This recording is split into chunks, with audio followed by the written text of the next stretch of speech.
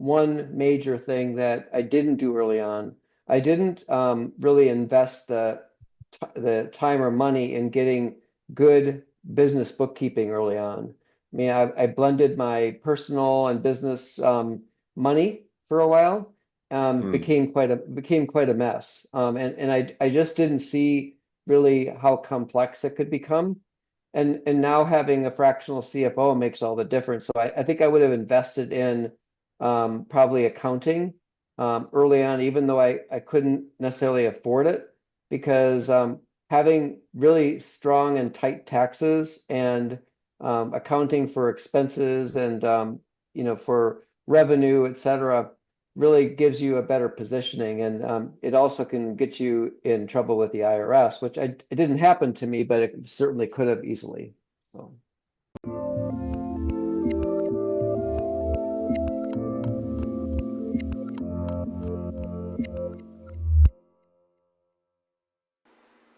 Hey everyone, this is Devin Miller here with another episode of The Inventive Journey. I'm your host, Devin Miller, the serial entrepreneur that's grown several startups into 7 and 8-figure businesses, as well as the founder and CEO of Miller IP Law, where he helps startups and small businesses with their patents and trademarks. You ever need help with yours, just go to strategymeeting.com, grab some time with us to chat, and we are always here to help. Now, today we've got another great guest on the podcast, Scott Massey. And Scott started his journey as a high school dropout, but later came back, went to college at age 22, and then became a physician's assistant. Started also teaching in college, and then around 2018 started a consulting business to focus on some of the shortcomings in academia. That business split into 3 different businesses, including a SaaS company, a student success company, as well as another company assisting students. So definitely is a great journey, and looking forward to having Scott on. And with that much as an introduction, welcome on the podcast, Scott. Thank you, Devin. Appreciate it very much. Are excited to have you on and looking forward to a great discussion. So kind of with that, I gave kind of a very quick overview to a much longer journey. So why don't we rewind and unpack a little bit and kind of tell us how the journey got started as you decided to make an early exit on the high school front. Sure, absolutely. And I don't mind being completely candid about my background. So I got a rough start. I dropped out of high school at age 14, and I had some substance abuse issues that lasted for quite some time until I became sober. And I think that contributed to basically some of the early issues I had with having done that. Eventually, whoops, I think I just lost. No, you're good. Go ahead. Um, so just to kind of forward, at age 17, I went into the U.S. Navy where I spent 2 years, and that was really kind of a wake-up call for me and a way to start maturing. I came back and living in Wisconsin, and eventually entered community college at age 22. And then by age 25, I was able to get into PA school, which I completed in 1987. Um, So just eh, kind of just to fill it in a bit with going, coming back, going to college before going to be a PA. What did you study in college? yeah. So I entered college kind of like as a biology major, and thought about going to medical school. I thought about going to nursing school, but a new profession was kind of coming on the horizon. It's called physician assistant, and I found that to be very intriguing, and it kind of matched my vision for my life. And that's the one that I eventually applied to schools, completed the prerequisites, and was able to enter and complete this program. Awesome. So you did that undergrad, go off to do PA school, and then or walk us through a little bit where the journey picks up from there. Yeah, another thing happened during PA school. I developed something called rheumatoid arthritis. It's a debilitating disease that has caused some major challenges for me through the years. And kind of serendipitously, I think it cut short my clinical career because I was working in an underserved area, really, wanting to provide care. I provided care internationally. I spent some time in Haiti, for example. but rheumatoid arthritis was something that actually eventually got me to go into an academic career where I entered um, as an instructor in a PA program. And then basically I was able to, through basically 31 years, um, you know, go through all the ranks. I was able to get full professor and tenure, had a pretty substantial research career, and really enjoyed my journey with helping students to learn and to succeed. And it was actually during that career, which it spanned 31 years, that I start to identify that there was kind of three key elements that were challenges that folks in my field were experiencing or as well. One was that students often struggled, and I spent time early in my career tutoring students on my own accord because I believed that everyone deserved a chance. And I think at the time that I was starting to do that back in the 1990s, the prevailing thought was if you couldn't succeed, then you didn't belong. But I also was a kind of a bootstrap person because I had to claw my way back in, and nothing came easy for me. And so I had to teach myself how to learn. And I think that those lessons that I developed really served me well when I started working with students, and I had a lot of success through the years helping students with their study skills and strategies. Another key element is how assessment is done in higher education. In my research career, I started to see how using statistics, using various kinds of research methodologies could be applied to understanding dynamics in education, understanding how education could be improved. And so that became an area of focus for me, which eventually will lead to one of the three companies that we talked about. The other part I started to get involved with in the latter part of my career, and that is accreditation. That is the accreditation of specifically physician assistant programs. So I started to dabble, and like many people do, in terms of a side hustle. So I did a little bit of consulting on the side starting about 2013, 2014. But eventually, by 2018, I clearly was looking at entering business full time. I actually didn't enter business full time until 2021. I had a concurrent post as a professor at University of Pittsburgh in my last post. So it was during those times I started to learn about business and decide that I was going to launch full time. So. No, that makes sense. So you now walk through, how long were you in academia, or kind of how long were you in that role? I was in academia for 31 years, and I served as director, I served as a dean, I served as an assistant provost, and in most of the years I served like as a professor in PA education. So I really had multiple roles. I enjoyed the interaction with students more than I did the administration, however. So. Well, that sounds like it was a good and storied career, and you were in academia for a good length of time. Now, we talked a little bit before. You'd mentioned, kind of at some point, you kind of looked and say, hey, there are some shortcomings with academia, or otherwise things that weren't necessarily being addressed or taken Mhm. care of, and so you looked at that as maybe an opportunity to depart from the traditional academic or academic role or in academia industry that you'd been in for a period of time, and kind of look at Mhm. opportunities to address those shortcomings. So maybe walk us through a little bit as to how that evolution occurred and kind of what direction it took you. It's interesting as I look back now is that when I started to enter business full time, it was really purely for consulting purposes. But what I realized is that I started to see what people really wanted. So I started to see the emergence of students struggling more than they ever have. And I think COVID contributed to that, but it was kind of like a perfect storm that more students were struggling than ever before. So I actually started applying some of the tactics that I learned all those years, and I standardized it. I developed some online courses and developed a coaching model where I train coaches to be able to start doing direct coaching for students, as well as the student success courses that were launched as well. So it was like an idea that eventually became its own business. And I didn't even see that coming, to be honest, but it was like an opportunity. It's like, this makes sense. And so that's kind of the direction I went with that. In my consulting work, I started to see how programs struggled with assessment.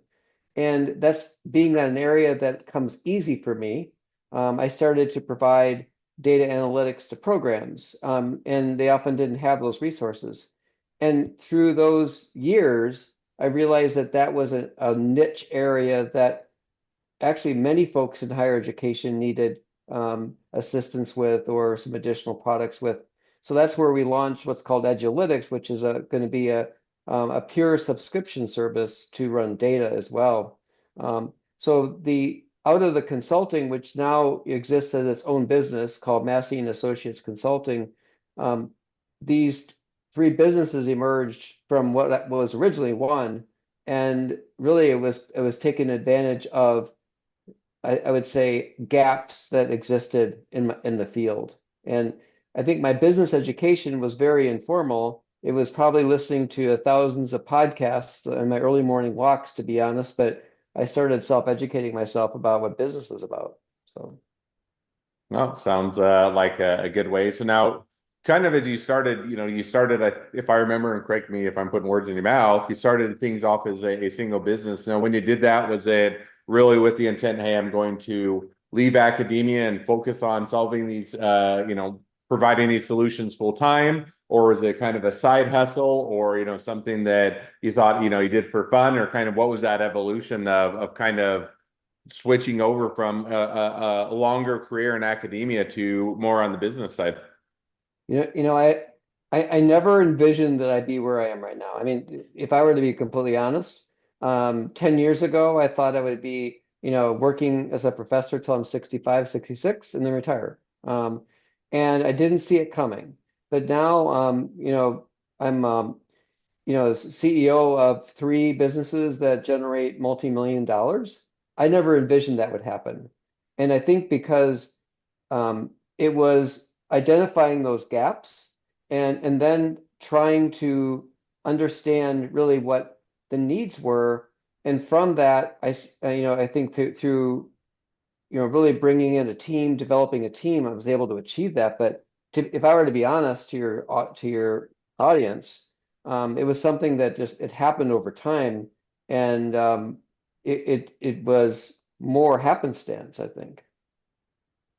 So, and you touched on kind of the second or follow-up question I was going to have, which is, so you started out, I believe, as one business and ended up splitting them into three different businesses. Was that just because they had, needed different management, different clientele, different directions, or what was the motivation of kind of or bifurcating the business into the three Yeah. separate ones? Some of it was just for tax purposes and try to manage the revenue flows. And the plan now is we're going to have a parent company, and then we're going to have the three LLCs. But I think my wife and my wife is an attorney. She started working with me full time in business in 2022. She actually shuttered her law practice, and we just plunged right in. And I think really just getting some really wise business advice and some wise tax advice. The rationale for splitting the businesses was given, and it just made sense. Gotcha. No, and so you say, okay, splitting the businesses kind of, into three: tax purposes, revenue, cash flow, those type of things. Now, as you've split the businesses, did you kind of, split your time, and you're still manage all three and still run all three, or have you brought on, other people to help to manage or assist with the various Yeah. aspects, or kind of, in other words, walk us through, catch us up after you made that splitting, kind of where things are at today? Yeah, absolutely. So in my consulting business, I've got a total of 11 consultants that work with me, and of which the 10 of them are half-time. One is full-time as well. And I've got a team of three EAs within that business.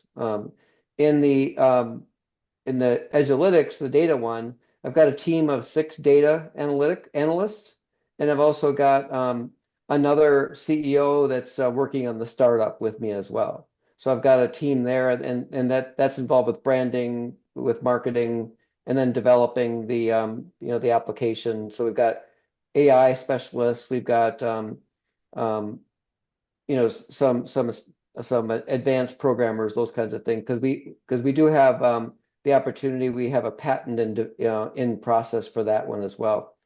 On the student success side, I've got 7 coaches now, and I've got 2 virtual assistants in that business as well. And I've also got an affiliate relationship with another company with my products there as well for marketing purposes, as well as distribution of the products as well. So I started with a small team, and now I've got, again, pretty well developed. I'd say that there's still gaps in our middle management sphere, but I'm starting to get myself out of the day-to-day as much as I can, and really into how to manage all 3 of those businesses. Well, sounds like plenty to keep you busy and out of trouble, hopefully, as you continue to further build out the teams and also to grow the businesses. So with that, now if you're to kind of say, hey, looking out the next 6 to 12 months, kind of where things are headed or what the next steps are, kind of what do you see as that next 6 to 12 months looking like for the various businesses? Yeah. Well, the data business, Edgelytics, we're actually on a 2-year runway to sell. Okay, so the idea is to get this ready for sale, and that will probably take 2 years to do. The other businesses I'm doing, I would say, succession planning. I mean, I'm 64. I don't have any intention of retiring immediately, but I'm starting to get development of the businesses so I can start to move out from the day to day. So I think this next year, it's really about how to develop more products, how to to expand the distribution of, say the student success class products, course products, and then also expand the consulting businesses and offerings. So I'd say the next year is going to be more about stepping back and trying to look at big picture items. I think marketing is an area of pain for us. We need to continue to work on and try to work on our branding better than we have. Well, sounds like it's going to be an exciting year to come, and there's some good opportunities, and hopefully on some of them setting up to make that the eventual exit. So sounds like ongoing things to keep you busy. So, well, now as we've reached the present day of the journey, and even looking a bit into kind of where things are headed, great time to transition to the 2 questions I always like to ask towards the end of each episode. Yeah. So the first question I'd like to ask is, along your journey, what was the worst business decision you ever made, and what'd you learn from it?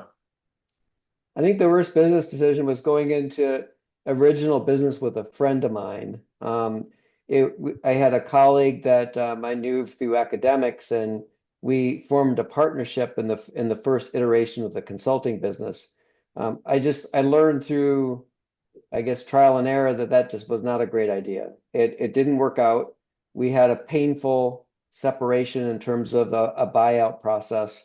And again, hindsight's 2020, but that one really sticks with me. I know a lot of people can work with friends or found companies with friends, but it didn't work for me. And if I had known that, I never would have done it. No, and that's always a hard, there's benefits. It's kind of whether it's friends or family, you look at it and say, on the one hand, you have a good relationship with them, a lot more of their strengths and weaknesses, their background, they have a level of trust. And so that always plays into the benefit. On the other hand, it also is one where, once you're out, once the workday is over, if you have to, whether it's let them go, you have to go in a different direction, they're maybe not performing, you Yeah. have to have the hard conversations. These are people that you have are longstanding in relationships outside of work that can impact that relationship and make it more difficult. So definitely, an easy mistake to make and a great one to learn from. And Yeah. everybody has to find their ability and their comfort level with operating within that. Yeah. And I Second think question. Oh, go ahead. go ahead. I would say the only thing I would say is that, I mean, I think a good complement with partnerships is, if somebody's more of a visionary, the other's more of an integrator, but I think that just wasn't the mix there. So it just wasn't, yeah. So thanks for letting me say that. Absolutely. Now, second question is, so now if you're talking to somebody that's just getting into a startup or a small business, what would be the one rule of thumb that you'd recommend? Um, I thought about this a lot. I mean, in terms of after we talked, and I really arrived at one major thing that I didn't do early on. I didn't really invest the time or money in getting good business bookkeeping early on. I mean, I blended my personal and business money for a while. Hmm. Became quite a mess. And I just didn't see really how complex it could become. And now having a fractional CFO makes all the difference. So I think I would have invested in probably accounting early on, even though I couldn't necessarily afford it, because having really strong and tight taxes and accounting for expenses and for revenue, et cetera, really gives you a better positioning. And it also can get you in trouble with the IRS, which it didn't happen to me, but it certainly could have easily. So, Yeah, and that's one I think as you get started, you're, unaware and you say, hey, really the money that's in the business and the money that I use for personal expenses is whatever is left over from the business, I'll use for personal expenses and cover it and leave the rest in the business. And, it's kind of as you point out, probably a flawed or treacherous way to do it. But on the other hand, it's one where a lot of times it's just a natural, hey, I don't have, don't it just is easy to treat yeah, it all as one because to a degree when you're starting out it all blends together. And so but I think that rule of thumb of having a good control and separation on the finances and the business and keeping that yeah, straight definitely can avoid a lot of headaches in the future. So I think it's definitely a great yeah, rule of thumb. absolutely. Well, now as we do wrap up towards the end of the episode, if people want to reach out to you, they want to be a customer, they want to be a client, they want to be an employee, they want to be an investor, they want to be your next best friend, any or all the above, what's the best way to reach out to you, contact you, find out more? Um, they can email me at scottmasseyphd@outlook.com. You could also go to just Google Dr. Scott Massey and you can get to my website and you'll see that the products we offer among other things. And I'm happy to answer any questions about student success in particular, if someone has questions about that. Um, and being a guest on your podcast, I'm happy to provide a free exploratory call. So Awesome. Well, I definitely encourage people to reach out, support a great business, expand their network, and if nothing else, make a new best friend. So absolutely, with that, thank you absolutely. again, Scott, for coming on the podcast. It's been fun. It's been a pleasure. Now, Thank you, for all of Devin. you now for all of you that are listeners that are out there, if you have your own journey to share and you'd like to be a guest on the podcast, we'd love to have you. Just go to inventiveunicorn.com, apply to be on the show. A couple more things as listeners. Make sure to click share, subscribe, leave us a review. Helps us to reach even more startups and small businesses to help them along their journey to success. And along that note, if along your journey you ever need help with patents or trademarks or anything else with your startup or your small business, just go to strategymeeting.com, grab some time with us to chat, and we're always here to help. Well, thank you again, Scott, for coming Thank on the you. podcast and wish the next leg of your journey even better than the last. Thank you, sir.